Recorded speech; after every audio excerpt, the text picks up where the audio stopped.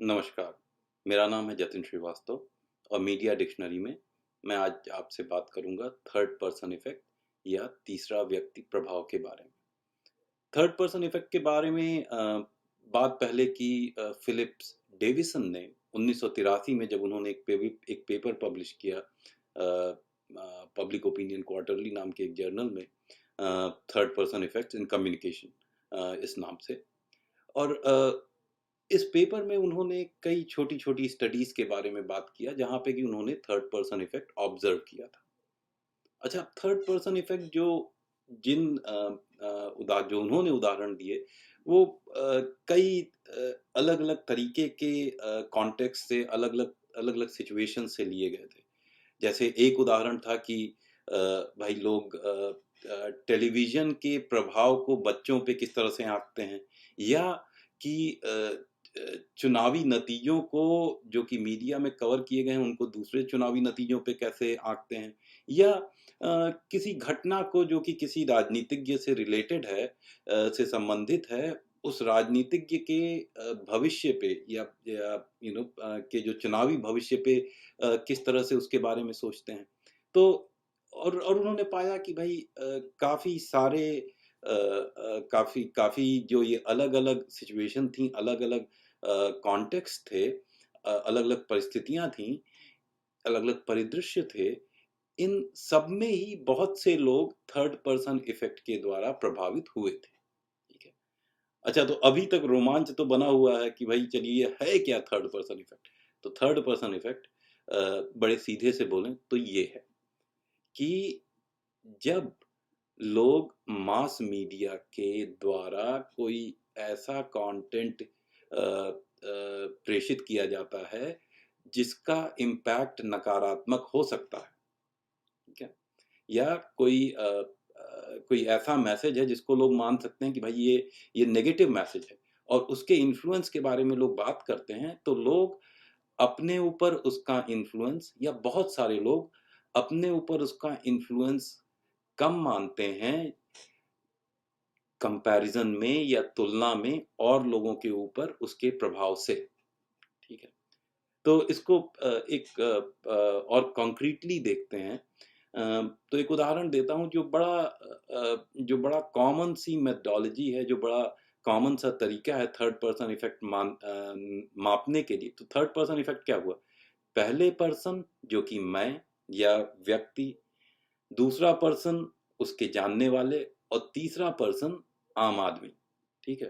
तो पहले तो अपने ऊपर मीडिया के या मास मीडिया मैसेजेस के नेगेटिव इफ़ेक्ट का इवैल्यूएशन जो कि कम है, थर्ड पर्सन के ऊपर मीडिया के नेगेटिव इफ़ेक्ट के इवैल्यूएशन से, और ये जो डिफरेंस है इसको थर्ड पर्सन इफ़ेक्ट बोलते हैं। ठीक है? तो इस थर्ड पर्सन इफ़ेक्ट को नापने के लिए एक जो बड़ी ही ट्रेडिशनली एक्सेप्टेड मेथोडोलॉजी है वो ये है कि लोग पूछते हैं लोगों से कि भाई अच्छा ये बताइए, ये जो है ये मीडिया में हुआ है, ठीक है? तो इसका आपके ऊपर कितना प्रभाव है? और ये एक स्केल पे रेट करके बताइए, 1 से 10 की स्केल है या 1 से 7 की है, जो भी है, जिसमें कि 10 जो है वो बहुत ज़्यादा प्रभाव है और 1 जो है वो बहुत कम प्रभाव है। तो लोग अपना कुछ बताते हैं। तो मान लीजिए कि हमसे पूछा किसी ने कि भई अब ये बताइए कि जो मीडिया कंटेंट में बड़ा वायलेंस है, तो इसका आपके ऊपर कितना असर होता है? तो हम बोलते हैं भई अब इतना नहीं होता, हम तो देखते रहे हैं और हम जानते हैं कि ये सब ये सब काल्पनिक है और ये सब है, तो हमारे ऊपर 10 में से 2 पॉइंट असर होता है, ठीक है? अगर होता भी है। लोग बोलते हैं अच्छा ये बताइए आम जनता के ऊपर कितना असर होता है? अच्छा, तो अगर हम थर्ड पर्सन से प्रभावित हो रहे हैं, तो हम बोलते हैं, भाई देखिए ये जो आम जनता है, उसके ऊपर तो इसका 5 या 6 असर होता है। तो आम जनता के ऊपर काफ़ी ज़्यादा प्रभाव होता है। तो जो हमने अपने ऊपर आकलन किया असर का और जो दूसरों के ऊपर, जो आम जनता के ऊपर आकलन किया असर का, उसके बीच में बड़ा अंतर आ गया, ना? और जो यही अंतर है, इसको थर्ड पर्सन इफ़ेक्ट बोलते हैं। अच्छा, बहुत सा रिसर्च हुआ है थर्ड पर्सन इफ़ेक्ट के ऊपर और काफ़ी कंसिस्टेंट सी फाइंडिंग है कि बहुत सारे केसेज़ में थर्ड पर्सन इफ़ेक्ट दिखता है, ठीक है? अच्छा, जो शुरुआत का काम था वो सिर्फ़ मास मीडिया के इफ़ेक्ट के ऊपर ही फ़ोकस था। बट अभी सोशल मीडिया में भी थर्ड पर्सन इफ़ेक्ट के उदाहरण पाए जाते हैं, ये जो कि रिसर्च ने दिखाया है। अच्छा, अब भारतीय परिदृश्य में जैसे कुछ उदाहरण लेते हैं जहाँ पे कि थर्ड पर्सन इफ़ेक्ट दिख सकता है, ठीक है? तो फॉर एग्ज़ाम्पल जैसे सोशल मीडिया में देखते हैं, चलिए, आजकल व्हाट्सऐप पे बड़े सारे मैसेज आते रहते हैं, ठीक है? कुछ और उनके अब क्या सच है, क्या झूठ है, ये नहीं पता चलता, तो आप किसी से बोलते हैं, भाई देखिए, ये बताइए कि आजकल तो इतनी अफ़वाहें फैल रही हैं, इतनी फ़ेक न्यूज़ की बात चल रही है, तो जब व्हाट्सऐप पे आप कोई अ अ, ऐसा मैसेज देखते हैं या व्हाट्सऐप पे जो अफ़वाहें चलती हैं, उनका आपके ऊपर कितना प्रभाव पड़ता है? तो आप बोलते हैं, भाई हमारे ऊपर नहीं पड़ता है, बहुत कम पड़ता है। अब बोलते हैं, अच्छा ये बताइए दूसरों के ऊपर कितना पड़ता है? तो आप बोलते हैं, अरे भाई दूसरे लोग तो बहक जाते हैं, दूसरों के ऊपर बहुत ज़्यादा पड़ता है। तो ये एक उदाहरण हो सकता है, ठीक है? अच्छा, या जैसे कि मान लीजिए कोई उदाहरण हुआ कि भाई देखिए ऐसा है कि ये चुनाव आने वाले हैं और ये जो एक बहुत बड़ी पार्टी है, उसमें से एक बड़े जाने-माने राजनीतिज्ञ ने अपनी पार्टी बदल ली, ठीक है? तो ये जो हुआ, ये बड़ा खबर में भी था।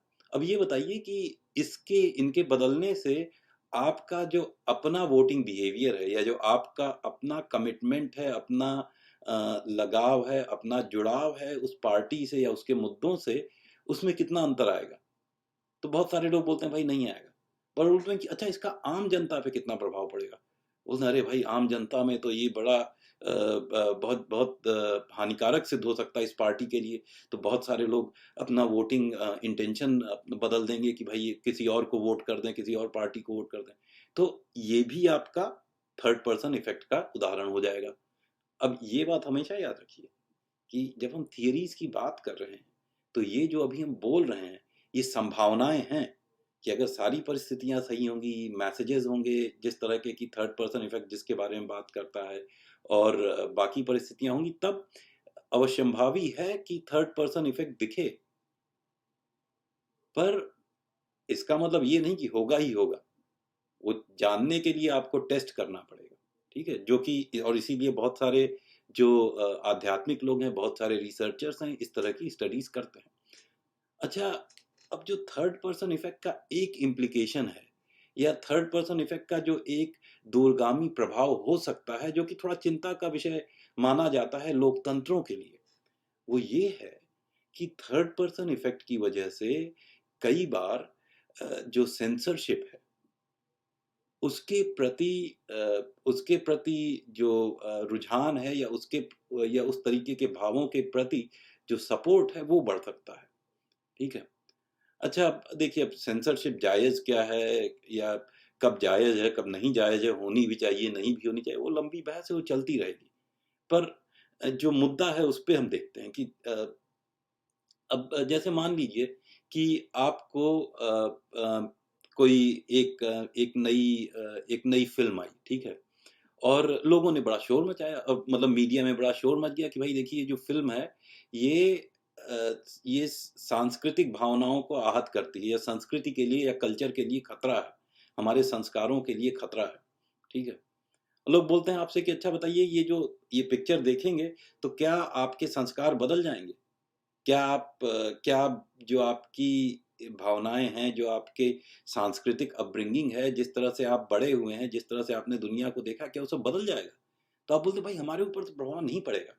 हमारी तो जो आस्था है, हमारी जो अपने कल्चर में, अपनी संस्कृति में जो आस्था है, जो जुड़ाव है, वो तो बहुत प्रबल है, तो उसपे कुछ नहीं होगा। पर बोलते हैं, अच्छा भाई ये बताइए कि और लोगों पे क्या असर पड़ेगा? बोलेंगे, हाँ भाई देखिए और लोगों के लिए तो सब बदल सकता है और लोगों के लिए चिंता का विषय हो सकता है। तो उसके बाद फिर अगर कोई पूछता है आपसे, अच्छा बताइए कि अगर ये और आम जनता के लिए चिंता का विषय हो सकता है, तो क्या ऐसे कंटेंट पे रोक लगानी चाहिए? तो आप बोल सकते हैं कि भाई हाँ, ठीक है। या कोई बोलता है, अरे भाई देखिए ये रोक लगा रहे हैं, तो आप बोलते हैं, हाँ भाई ठीक है, ज़रूरत है इसकी। तो ये जो एक चीज़ है, जो सेंसरशिप के लिए सपोर्ट, वो लोकतंत्र के लिए इम्प्लीकेशंस हो सकते हैं उसके, ठीक है? अब हम ये नहीं बोलेंगे कि अच्छा है या बुरा है, वो आप खुद सोचिए। पर लोकतंत्र में एक बड़ा महत्वपूर्ण जो मुद्दा रहता है कि भाई देखिए जिस तरह से हम फ्रीडम की बात करते हैं, जिस तरह से हम बात करते हैं स्वतंत्रता की, तो उसमें जो रुझान होना चाहिए वो इसकी तरफ ज़्यादा हो कि लोग अपनी बातें कह सकें, और इसकी तरफ थोड़ा-सा कम हो कि लोग अपनी बातें ना कह सकें।